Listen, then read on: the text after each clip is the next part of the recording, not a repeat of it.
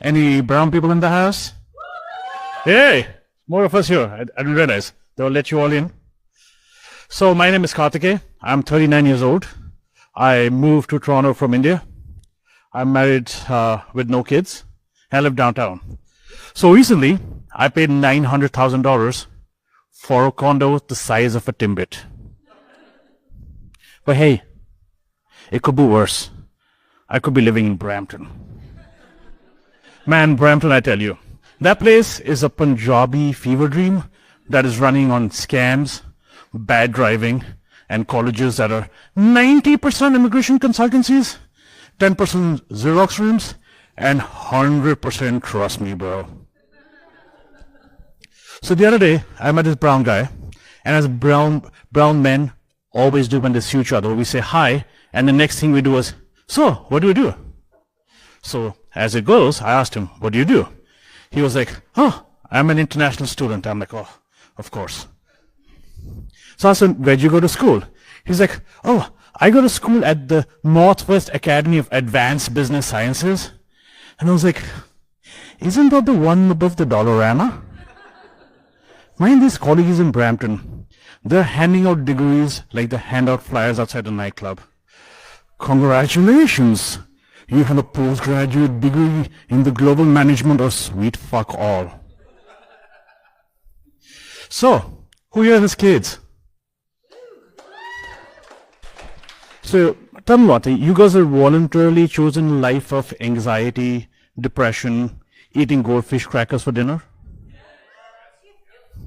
Somebody doesn't have children.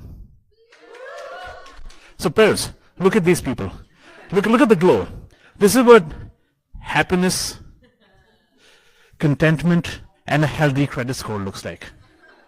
Man, kids, they're a biological Ponzi scheme. They cry, they whine, and then they lecture you about gender at age 8. White kids have it easy. You I get therapy. Us brown kids, we get guilt, turmeric, and a lifetime of being told that the neighbor's kid Rajiv got 97 in math. You tell an Indian mother you're sad, she's going to tell you to go clean her room, and happiness is somewhere under that pile of clothes. So, the other day I discovered and met a few people talking about this concept of gentle parenting. So, I met one at the park. Her kid smacked another kid. So she goes up right to her like, honey, in our house, we don't use our hands for hits, we use them for hugs. And my thing was, I thought to myself, as a kid, if I ever hit another child, my dad would definitely not be using his hands for hugs. Gentle parenting is for people whose biggest childhood trauma was running out of almond milk. My childhood trauma was dodging a flying slipper while calculating the trajectory of the oncoming spatula. And no wonder I turned out to be great at science. Indian families, in India, you don't get Tanat isn't a chair. It is 30 minutes outside in the hot summer sun contemplating your life choices. You don't get grounded. You get shamed by 3 generations. One of them is dead. So recently I was out at Eden Center. I saw this very white suburban mom walking her child on a leash. I'm sure everyone's seen one of those moms.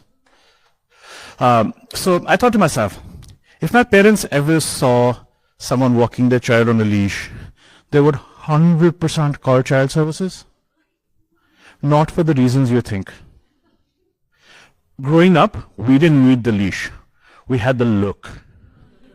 And if the look failed, you had the slipper of Damocles hanging over your head. And that thing had better rings than most Wi-Fi routers. So in short, I don't have kids.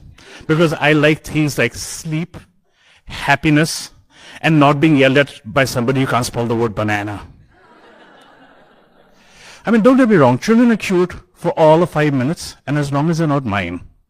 After 5 years, they turn into sticky little future VTubers with $800 sneakers and an opinion on Palestine. I'm like, no, thank you. Me, I got a wife, I got a dog, and I have enough space in my condo to escape the both of them. It's called a bathroom. You guys should all try it. Thank you so much. You guys have been great.